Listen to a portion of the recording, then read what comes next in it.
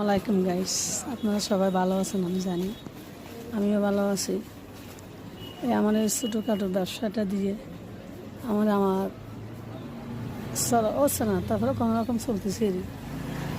কী করবো, মেয়ে মানুষ কী করতে পারি আর টুকটাক সিলিহাম করি, করে কোনো রকম ছেলে সন্তান নিয়ে চলতেছি।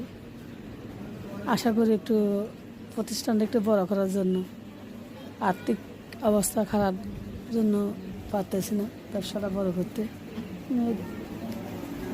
একটা মেশিন আছে, এটা আমি নিজে কাটিং করি, নিজে কাজ করি, আবার নিজে আয়রন করি, এটা নিয়ে চলি। আর একটা মেশিন আছে, ওটা এবার রেখে দিছি, কাজ করি না, একটাতে আমি কাজ করি।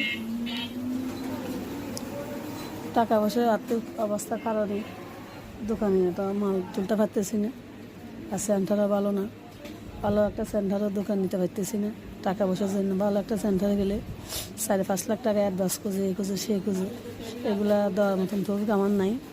এই জন্য এখানে দোকান ভাড়াটা 4,000-5,000 টাকা দিয়ে কোনো রকম করতেছি।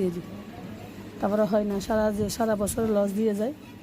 টুকটাক করি কোনো রকম পেট চলাচ্ছি, 2টা ছেলে আছে, এগুলো মানুষ করতেছি। আশা করি আপনাদের কাছে আমি আমার দুঃখটা প্রকাশ করতে পারলাম। এত দুঃখের মাঝখানেও তারপরে হাসি খুশি আমি দিন কাটাই যাচ্ছি। আসসালামু আলাইকুম, আপনারা ভালো থাকবেন।